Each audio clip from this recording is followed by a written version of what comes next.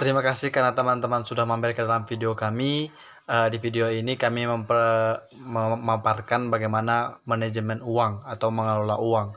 Nah, di akhir kami harapkan nanti teman-teman menonton sampai selesai, dan setelah teman-teman menonton sampai selesai, kami harapkan untuk teman-teman mengisi formulir yang ada linknya di kolom deskripsi. Terima kasih.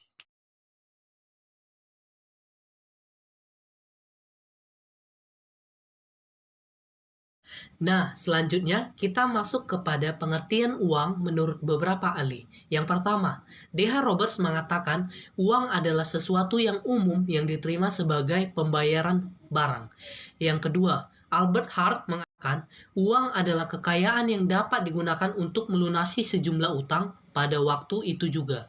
Yang ketiga, Rollin Thomas juga memberikan definisi tentang uang, yaitu segala sesuatu yang diterima secara umum sebagai alat pembayaran barang ataupun jasa, dan kekayaan berharga serta untuk pembayaran utang juga. Nah, dari ketiga ahli kita dapat menyimpulkan bahwa uang adalah suatu hal yang sangat penting, dan kita dapat menarik kesimpulan definisi uang adalah alat yang digunakan untuk mempermudah pertukaran.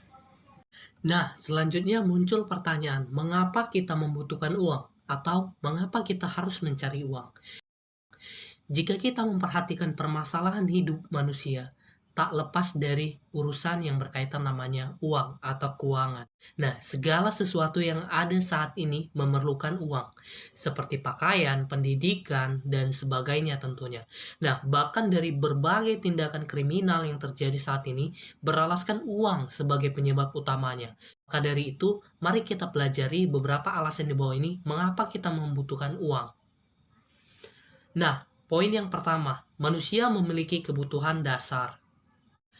Nah, setiap manusia memiliki minimal kebutuhan dasar di dalam kehidupannya, baik itu pakaian untuk melindungi tubuhnya, baik itu makanan untuk menunjang kegiatan sehari-hari, dan minuman tentunya. Dan baik itu juga tempat tinggal untuk tempat berteduh ataupun pendidikan. Nah, dari kebutuhan-kebutuhan dasar tersebut, kita melihat bahwa segala sesuatu atau bahan dari kebutuhan-kebutuhan tersebut membutuhkan yang namanya uang, karena tidak semua di daerah ataupun di letak tempat tinggal tersedia bahannya. Untuk itu, setiap dari kita butuh uang untuk memproduksi bahan-bahan atau alat-alat untuk kebutuhan sehari-hari kita tersebut. Poin yang kedua, perlunya alat tukar demi keteraturan. Nah, pertukaran ini diperlukan demi keteraturan, dan di masa lalu pertukaran ini dinamakan dengan sistem barter. Masyarakat yang sehari-harinya memproduksi makanan menukarkan dengan pakaian. Sebaliknya, masyarakat yang sehari-hari memproduksi pakaian menukarkannya dengan alat bangunan, seperti itu. Namun faktanya pada masyarakat kompleks saat ini, sistem ini tidak terlalu baik atau tidak cocok untuk digunakan. Nah, kita akan menjelaskan beberapa alasan. Yang pertama adalah barang yang diharapkan tidak terpenuhi. Contohnya, Tuan A memiliki 1 liter susu dan membutuhkan 5 kg beras. Tuan B memiliki 5 kg beras dan membutuhkan 3 helai pakaian. Dari ilustrasi di atas, tampak A bisa mendapatkan apa yang dia inginkan, yaitu 5 kg beras. Namun Tuan B tidak dapat mendapatkan apa yang dia harapkan, yaitu 3 helai pakaian. Nah, tentunya hal ini menimbulkan permasalahan tersendiri. Nah, yang kedua, tidak adanya standarisasi dalam menilai suatu barang. Contohnya, 2 kg daging apakah bisa disamakan dengan 2 kg susu atau telur? Nah, melalui barter tidak dapat standar untuk menilai suatu barang. Hal ini cukup membingungkan serta menimbulkan ketidakadilan bagi manusia.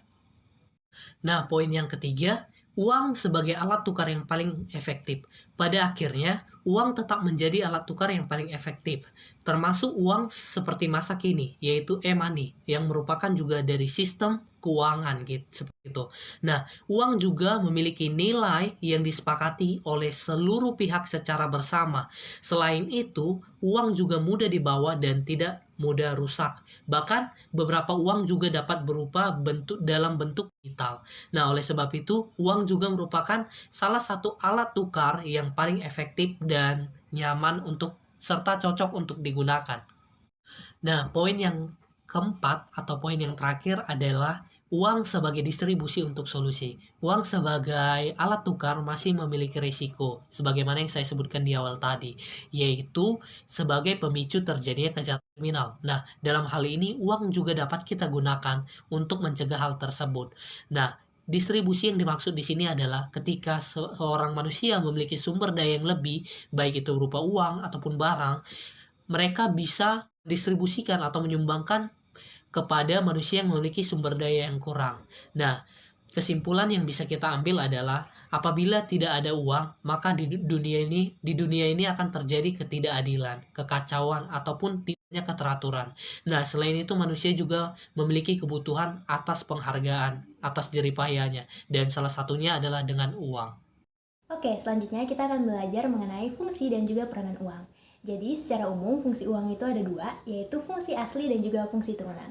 Fungsi asli adalah fungsi yang melekat pada saat uang itu diciptakan, sedangkan fungsi turunan biasanya disebut sebagai fungsi sekunder.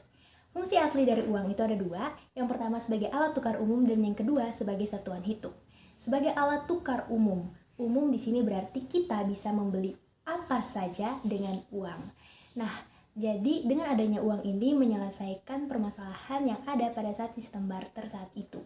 Kemudian yang kedua, sebagai satuan hitung, artinya uang ini dapat digunakan untuk menentukan nilai atau ukuran kepada sebuah barang ataupun jasa sehingga kita bisa membandingkan barang dan jasa yang lainnya. Yang kedua, ada fungsi turunan atau fungsi sekunder. Nah, di sini ada 5 fungsi turunan atau fungsi sekunder. Yang pertama tentunya sebagai alat pembayaran, yang kedua bisa juga sebagai alat pembayaran hutang atau sebagai penanaman modal untuk modal usaha, untuk menentukan ukuran harga dan juga untuk penimbun kekayaan. Karena kita tahu sekarang bahwa kita bisa berinvestasi menggunakan uang.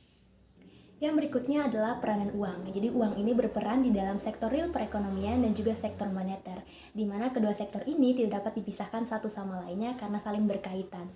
Nah, untuk di sektor real perekonomian sendiri, uang ini menjadi indikator kemajuan bangsa, kestabilan ekonomi, serta modernisasi ekonomi. Kenapa bisa begitu? Karena suatu bangsa yang maju adalah bangsa yang bisa mengambil keputusan sendiri, tidak bergantung pada negara lain, sehingga bisa menjaga kestabilitasan ekonominya, serta bisa mengelola semua sumber daya ekonomi dengan baik. Oke, sekarang kita masuk ke dalam pertanyaan why you need to manage your money. Jadi, kenapa kamu butuh untuk bisa mengelola uangmu gitu. Oke, tujuan utama dalam mengatur keuangan tentunya adalah kesehatan finansial di masa sekarang dan terlebih di masa mendatang. Mengelola uang berarti membuat perencanaan uang dengan jelas. Nah, untuk apa gitu? Untuk kesehatan finansial. Bagaimana kesehatan finansial itu? Oke, saya akan memberikan sebuah ilustrasi di mana ada dua karyawan. Karyawan A dan karyawan B bekerja di perusahaan yang sama, memiliki gaji yang sama, dan tinggal di kota dengan biaya hidup yang sama gitu. Nah, mereka berdua setiap bulannya menerima gaji.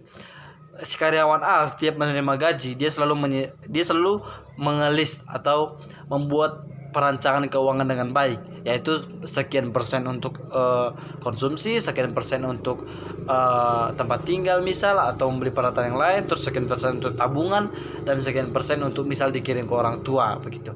Lalu si karyawan B ini asal menerima gaji dia selalu menghabiskan gitu. Jadi dia sisakan untuk biaya hidup sebulan, lalu sisanya dia berfoya-foya, pergi jalan-jalan atau membeli itu yang tidak terlalu penting gitu. Nah, singkat cerita mereka naik jabatan dan naik gaji. Nah, ketika mereka naik gaji, si A yang sudah mempunyai perencanaan keuangan dengan baik itu, sekalipun dia naik gaji, dia tidak menaikkan level hidupnya atau tidak menaikkan misal pengeluaran untuk foya-foyanya, tapi dia menaikkan persentase untuk investasi atau untuk tabungan. Sementara si B setiap dia naik gaji, dia menaikkan standar hidupnya, dia menyewa apartemen baru, dia gonta-ganti mobil, dia gonta-ganti motor gitu, sehingga uangnya itu akan selalu habis setiap bulannya begitu. Nah, singkat cerita mereka berdua pensiun. Nah, si A karena dia sudah memiliki tabungan dari dulu, itu bisa digunakan ketika dia sudah masuki masa pensiun, di mana dia tidak lagi menerima gaji. Sementara si B karena dia tidak punya tabungan, tidak punya investasi, dia ketika masa pensiunnya susah. dan istilahnya untuk makan pun dia susah. Nah, kenapa? Karena dia tidak mempunyai tabungan dari dulu. Dari dulu asal dia kerja selalu dihabiskan. Nah, dari sini kita bisa melihat bahwa si A adalah orang yang memiliki kesehatan finansial, sementara si B tidak memiliki kesehatan finansial. Pertanyaannya, kenapa si A bisa memiliki kesehatan finansial dan si B tidak memiliki kesehatan finansial? Nah, jawabannya adalah karena si A memiliki perencanaan keuangan dengan baik, memiliki kemampuan untuk mengelola uang. Jadi kenapa kita harus mengelola uang? Kenapa kita butuh mengelola uang? Jawabannya sesimpel itu, yaitu untuk menjadi si A, bukan untuk menjadi si B gitu. Lalu mungkin selanjutnya kita akan bertanya gitu, why atau how to manage your money. Jadi bagaimana kita bisa mengelola uang itu? Nah, saya akan memberikan 4 cara, yaitu yang pertama tentukan anggaran. Bagaimana menentukan anggaran? Oke, mungkin bagi adik-adik yang masih SMP atau SMA, menentukan anggaran itu sesimpel uang yang kalian terima dari orang tua kalian setiap bulannya itu ditentukan berapa untuk kalian pergi menonton bareng teman, atau berapa untuk beli peralatan sekolah, atau berapa untuk ongkos ke sekolah gitu. Lalu mungkin untuk yang sudah kerja atau lagi kuliah ya sama. Jadi berapa untuk makan, berapa untuk tempat tinggal, berapa untuk ongkos pergi atau pulang gitu. Nah, selanjutnya ada itu list pengeluaran. Nah, kenapa menurut saya list pengeluaran sangat-sangat penting dalam untuk mengelola keuangan? Karena sesimpel begini. Ketika kita mengelis pengeluaran kita setiap bulannya, jadi udah buat anggaran, lalu list pengeluaran apa saja yang kita butuhkan di dalam bulan ini gitu. Ketika kita mengelis pengeluaran, kita bisa melihat berapa kira-kira uang yang akan kita keluarkan atau kita gunakan di dalam bulan ini. Nah, ketika uang yang akan kita gunakan itu lebih besar atau hampir sama dengan uang yang kita dapatkan, tentu itu tidak seimbang gitu. Harus ada untuk disisihkan untuk menabung begitu. Nah, jadi dengan begitu, dengan mengelis pengeluaran, kita bisa melihat pengeluaran yang tidak terlalu penting atau tidak terlalu harus dikeluarkan, sehingga kita bisa menundanya dan mengopernya ke tabungan gitu.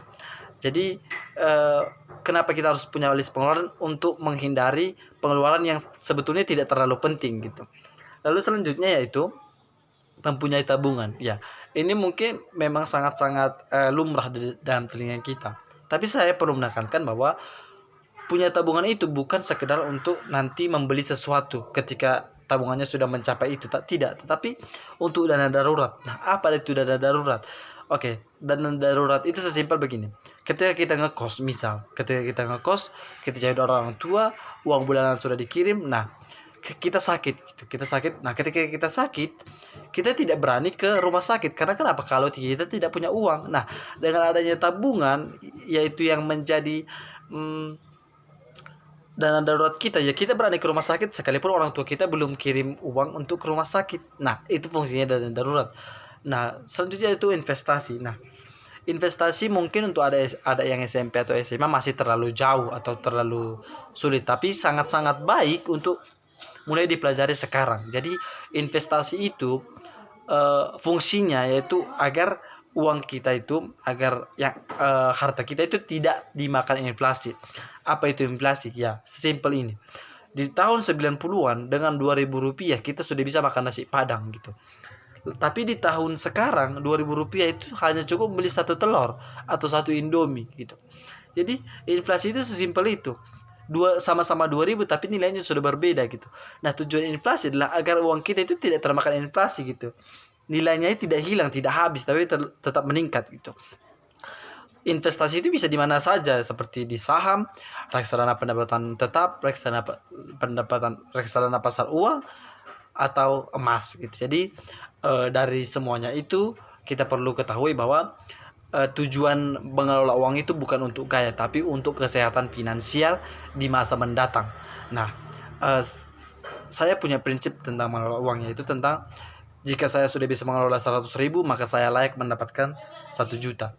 Ketika saya layak mendapatkan 1 juta, ketika saya sudah bisa mengelola uang yang 1 juta, maka saya layak mendapatkan uang yang 10 juta. Dan begitu seterusnya. Jadi bertingkat. Nah, jangan kita bermimpi untuk mendapatkan 100 juta, tapi mengelola uang 100.000 saja kita tidak mampu. Jadi tujuan utama dari webinar yang kami buat ini atau apa yang sudah kami paparkan semuanya itu untuk kesehatan finansial kita di masa mendatang gitu. Jadi selamat belajar untuk kita semua. Sekian, terima kasih. Terima kasih atas partisipasi teman-teman semua, atas waktunya yang sudah diluangkan untuk menonton video kami. Semoga teman-teman banyak belajar dari video kami, dan kami sangat-sangat mengharapkan untuk teman-teman mengisi formulir yang ada di kolom deskripsi. Thank you.